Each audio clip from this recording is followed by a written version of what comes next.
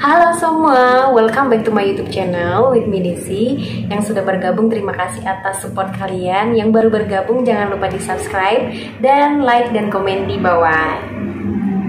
Oke, hari ini aku mau sharing, lebih tepatnya sih curhat ya, tentang aku sempat mau berhenti jadi perawat gara-gara omongan dari orang tua karena terkait dengan pandemi COVID-19 yang masih membludak, masih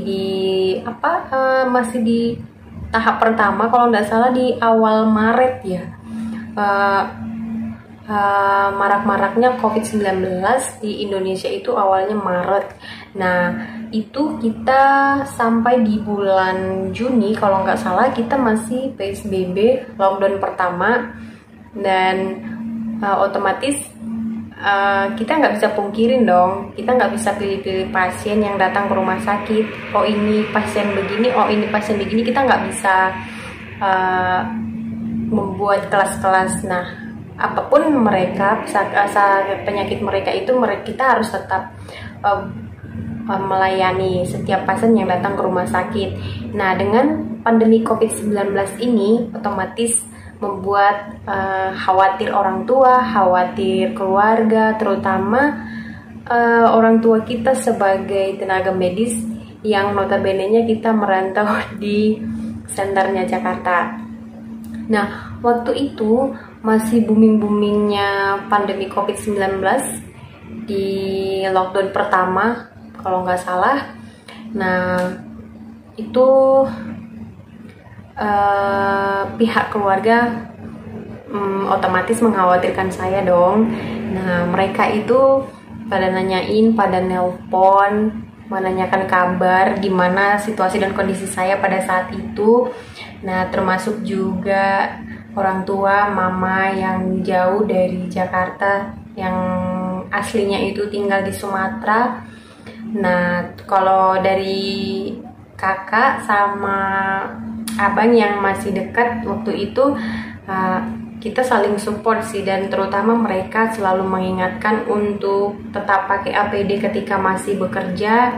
Terus jangan lupa makan dengan tepat waktu. Nah, kalau misalnya ada suplemen-suplemen vitamin C diminum, dan jangan lupa untuk olahraga juga, istirahat. Nah, minimal itu istirahat 7-8 jam untuk orang dewasa. Nah, di lain cerita itu otomatis mama mengkhawatirkan keadaan saya di Jakarta selaku tenaga medis, dan pastinya kita tidak bisa mengatakan saya tidak menangani pasien 19. Awalnya sih yang saya jalanin itu memang kita tidak kontak dengan pasien COVID-19. Benar-benar bersih, clear, kita nggak pernah kontak dengan pasien COVID-19. Nah, saya mendapat telepon dari orang tua yang di Sumatera. Nah, mama sempat ngomong begini, gimana, apakah kamu mau pulang, berhenti aja bekerja, pulang ke Sumatera? Terus saya berpikir, oh, saya perlu memberikan pencerahan, saya perlu memberikan penjelasan kepada orang tua, di mana pandemi ini kan maksudnya sudah mendunia, bukan yang harusnya kita hindari. Kita bukan harus, termasuk saya, bukan lagi harus gimana ya ngomongnya, gengs. Saya kan tenaga medis. Nah, saya otomatis sudah memiliki sumpah secara resmi bahwa saya itu harus menjalankan tugas saya sampai di titik perang manapun. Saya harus tetap memperjuangkan apa yang sudah saya tugas saya sebagai seorang perawat. Nah, saya menjawab orang tua saya, mama nggak usah khawatir karena saya di sini itu tidak kontak dengan pasien-pasien COVID-19. Nah, Nah, sedikit menenangkan kekhawatiran orang tua pastinya, dan mereka juga memakluminya dan selalu memberikan support dan doa juga kepada saya. Nah, terus itu kelar lockdown pertama, terus lanjut lagi lockdown kedua. Nah, itu COVID-19 semakin membludak banget, apalagi di Jakarta ya, yang sudah menjadi zona hitam ya, sampai di titik ini di Oktober. Saya udah nggak tahu lagi, saya udah nggak ngikutin lagi perkembangan COVID-19 ini. Sampai-sampai gengs, sampai-sampai kita itu di bulan Agustus. Nah, sampai-sampai kita kecolongan. Nah, ada beberapa pasien kita yang dialisis itu kita nggak tahu, ternyata mereka itu tidak menunjukkan gejala, jadi orang tanpa gejala. Nah, mereka itu datang cuci darah dengan kondisi umum, tidak ada masalah, tidak ada batuk-batuk, tidak ada keluhan. Nah, otomatis kita hanya melakukan screening suhu. Nah, pada saat itu kan semua protokol kesehatan ya standarnya masih di rapid test sama temperatur di setiap pintu-pintu masuk, pintu pertama penerimaan masuk pasien sama setelah masuk ke ruang dialisis. Nah, kita melakukan screening suhu lagi. Nah, ternyata itu gengs tidak membuktikan lagi bahwa gejala dari COVID-19 ini juga harus dibuktikan dengan swab test. Nah, di Agustus itu kita gonjang-ganjingnya gengs, gonjang-ganjing banget. Antara gimana ya, saya rasa kalau kita nggak berserah sama Tuhan, saya rasa kalau aku udah nggak berpegang dengan keyakinan sama Tuhan, aku bisa down sendiri. Nah, di Agustus itu kita masa-masa terberat. Nah, untungnya itu dari pihak rumah sakit sama pihak BPJS itu bekerja sama untuk melakukan tindakan swab test ke semua pasien-pasien dialisis kita yang sudah menjadi pasien rutin kita di setiap minggunya, termasuk gengs kita tenaga-tenaga medis cuci darah di swab test juga.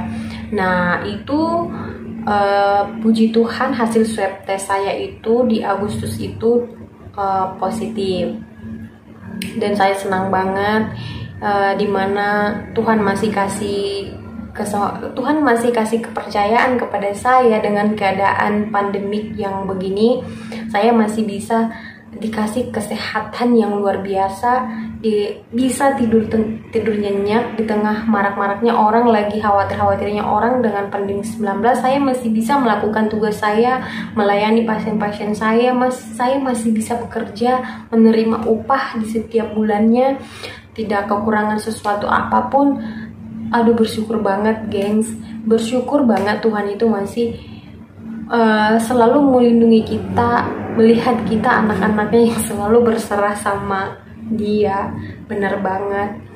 Nah, di Agustus itu masa terberat kita setelah pasien kita itu sudah di swab test semua, dan ada beberapa yang tereliminasi, di mana mereka itu harus dirujuk ke tempat-tempat khusus untuk penanganan yang positif COVID-19. Nah, karena kan kita tidak menangani pasien cuci darah dengan notabene yang COVID-19. Nah, mereka ada beberapa yang dikirim ke rujukan pemerintah yang terdekat mungkin dengan tempat tinggal mereka. Nah, puji syukurnya di Oktober ini, setelah mereka sudah ditangani di sana, dirawat di sana, mereka melakukan swab test lagi. Nah, dan setiap pasien kita yang rutin tadi dia cuci darah itu harus melakukan swab test 1 kali 1 bulan. Sudah dari peraturan dari pihak BPJS dan pihak rumah sakit. Nah, sangat bagus banget. Kenapa? Karena itu merupakan suatu tindakan pertama yang benar-benar menunjukkan si pasien ini benar-benar terkontak dengan COVID-19 itu karena sekarang dibuktikan dengan swab test hasilnya itu. Nah, di mana swab test itu kan diambil dari cairan hidung sama cairan tenggorokan. Saya rasa sih teman-teman udah pada tahu, udah pada ngerti lah ya gimana swab test ini, karena kan udah seharusnya dilakukan untuk setiap karyawan-karyawan perusahaan yang merupakan buruh juga, bahkan juga yang masih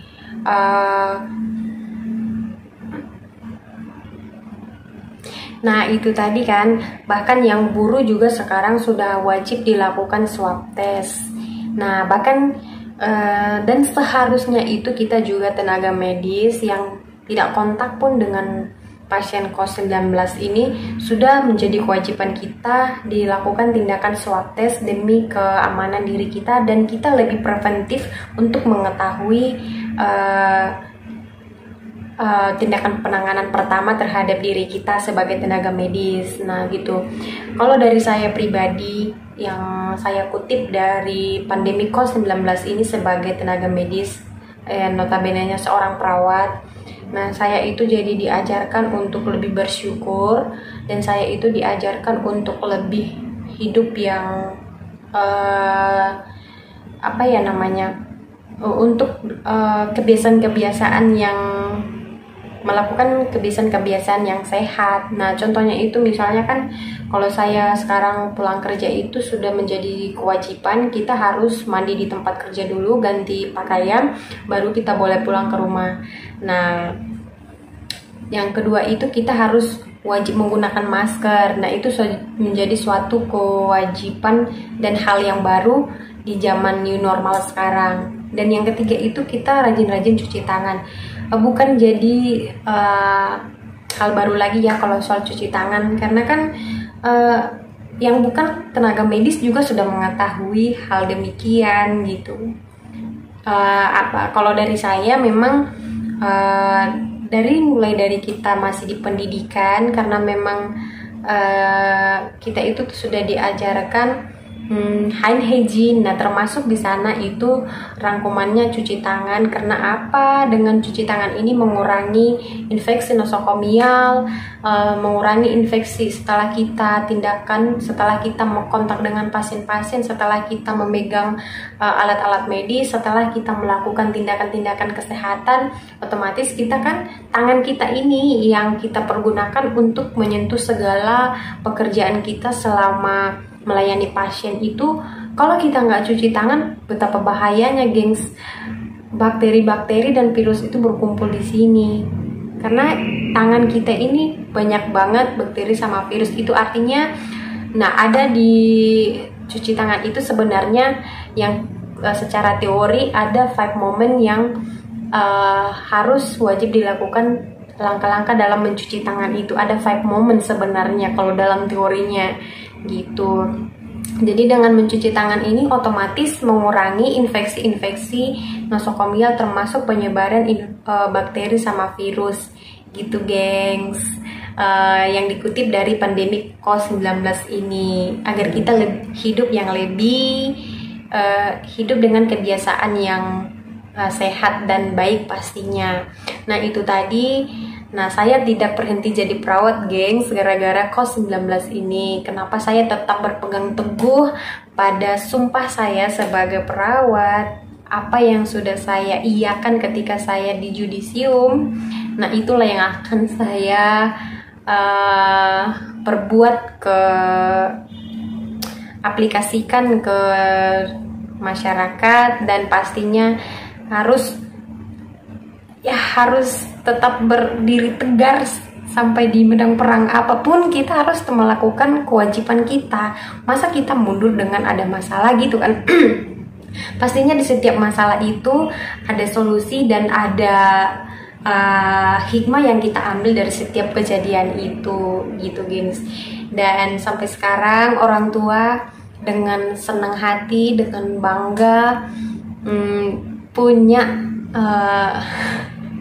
punya salah satu anak yang memperjuangkan di masa pandemi COVID-19 ini. Dan aku selalu berdoa sih, semoga sih segera berlalu ya pandemi COVID-19 ini, karena benar-benar merugikan segala pihak dan benar-benar membuat bumi ini berhenti sejenak. Tapi kita harus tetap menjalankan kehidupan kita, dan kita harus tetap melakukan kebiasaan-kebiasaan hal yang baik di kehidupan kita. Nah, cukup sekian video vlog aku hari ini ya. Semoga kalian yang sudah menunggu-nunggu pastinya senang dengan apa yang aku share hari ini. Sampai ketemu di vlog berikutnya ya. Bye bye.